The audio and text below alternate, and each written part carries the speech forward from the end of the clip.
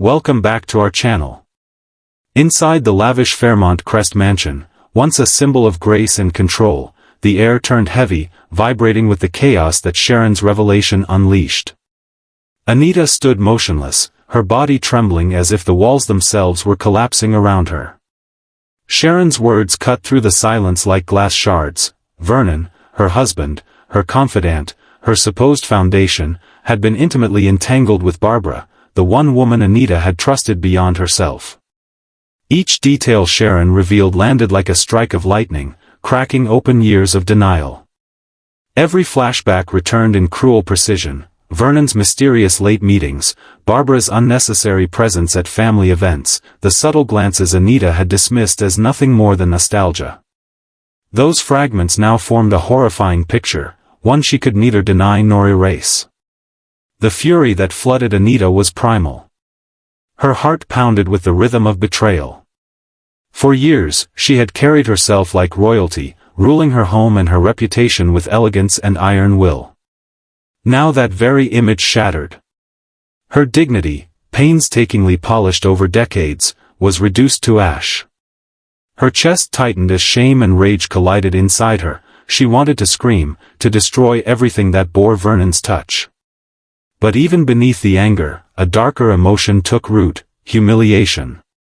She had built an empire of appearances, yet she was the last to know the truth. Sharon, standing across from her, felt the storm she had summoned. She had not come out of cruelty but calculation. She knew the weight of her words and the power they carried. For years, she had been pushed aside by Anita's perfection, her condescension, her need to control every narrative at Fairmont Crest. Sharon had waited for this opening, a single truth sharp enough to pierce through the Dupree armor. Still, when she saw Anita's trembling hands and hollow stare, even she felt a chill crawl up her spine. The satisfaction was fleeting. This was not justice, it was the beginning of destruction.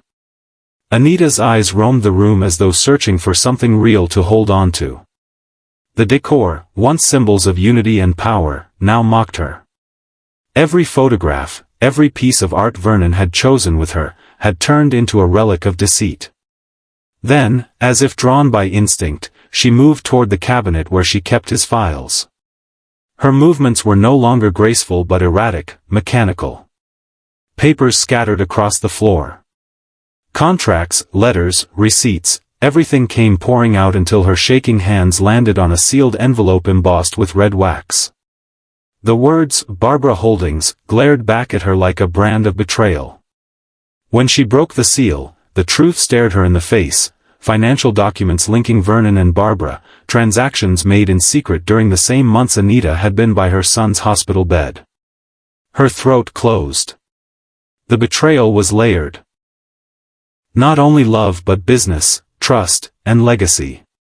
She dropped the pages, her breath ragged. Every piece of paper that fluttered to the floor felt like another piece of her life being torn apart. Sharon stepped back, silent. She had ignited a blaze she could no longer control. In Anita's eyes now burned something beyond fury, a consuming void. Sharon understood, too late, that she had not just revealed a secret, she had awakened something feral. Anita's pain was morphing into purpose. The poised matriarch was gone. In her place stood a woman stripped of illusion, ready to destroy anything that dared to humiliate her again. Anita turned toward the balcony. The night wind tangled her hair as she stared down at the immaculate gardens. The contrast between the beauty below and the wreckage within her soul was unbearable. She had devoted her life to keeping the Dupree name untarnished, believing loyalty could be commanded, respect could be bought, and love could be secured through fear. But now she saw it all for what it was, a delicate illusion. If Vernon had conspired against her, then the only justice was ruin. Not quiet revenge, but devastation. Downstairs, the clock struck midnight. The faint chime resonated through the hollow halls as Sharon slipped out, her heels echoing like fading confessions. Yet even as she descended the stairs, she felt eyes following her, perhaps Vernon's, perhaps fate's. She sensed she had crossed an invisible line. Fairmont Crest was about to burn, and Anita would be the one holding the torch. Hours later, Vernon returned. The lights were still on. The smell of smoke lingered faintly in the air. He entered the living room and froze. Papers littered the ground, some edges singed, others soaked in spilled wine.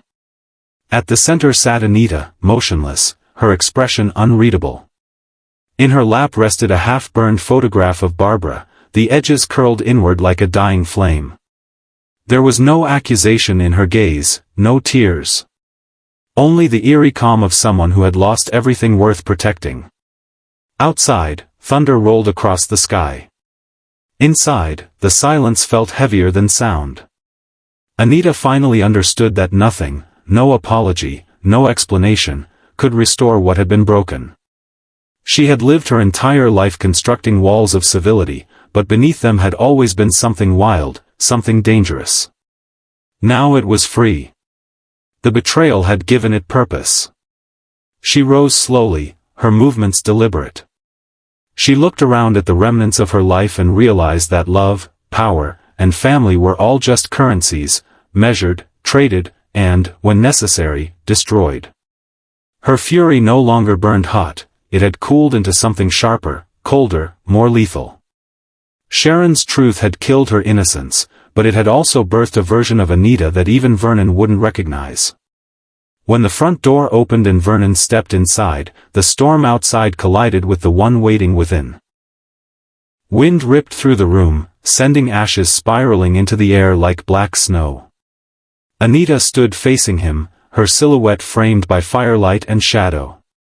No words were needed. The truth hung between them, heavy, suffocating, irreversible. At that moment, Fairmont Crest ceased to be a sanctuary. It became a battlefield. The woman who had once ruled it with grace and composure was gone. In her place stood something far more dangerous, a wife stripped of illusion, a queen dethroned yet unbroken, and a heart that now beat not for love, but for vengeance. The rain outside no longer felt like rain, it was a scream from the heavens, tearing through the night as every buried secret clawed its way to the surface.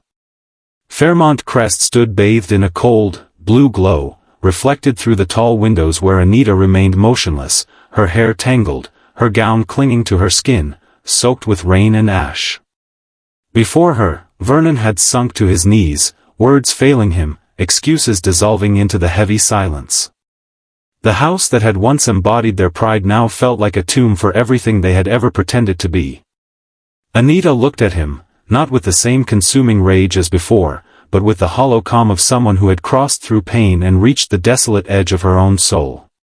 In that moment, she realized that betrayal did not simply destroy love, it destroyed the person who once believed in it.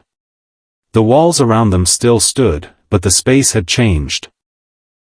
The air was charged, thick with something invisible, an energy that whispered of every secret Fairmont Crest had ever held. Sharon was gone, but her presence lingered like a ghost between them. She had delivered the truth, yet it freed no one. It only burned. Anita bent down and picked up the half-burned photograph of Barbara, staring at it for a long, silent moment. Within her gaze lived sorrow, fury, and something deeper, awakening. Barbara was no longer the cause, she was a symptom of what Anita had forgotten, that power could never chain a heart, and love could never redeem a soul decayed by control. She set the picture down, stepping over the charred papers, stopping at the threshold. Outside, the rain fell harder, thunder rolling like the heartbeat of a dying world. Anita knew there was no going back, but there was still forward, not for revenge, but for rebirth. A woman betrayed may break, but a woman who understands her pain becomes unstoppable. A new plan began to take shape in her mind, not one of destruction, but of quiet conquest, of reclaiming everything by turning silence into her weapon and patience into her crown. Vernon lifted his head, his empty eyes meeting Anita's steel-cold gaze. Between them, words were useless, forgiveness was impossible. Fairmont Crest would endure, but it would never be the same. Once a monument to love, it was now the birthplace of a new reign, the reign of Anita, born from fire and silence. As she walked away, the lights flickered out, leaving only the lightning's brief glare illuminating the half-burned photograph of Barbara, a haunting reminder that beyond these gates, no one was truly innocent. And out there, in the storm's relentless roar, one question echoed into the night: would truth ever set them free, or had it merely awakened a greater tragedy rising from the ashes of love?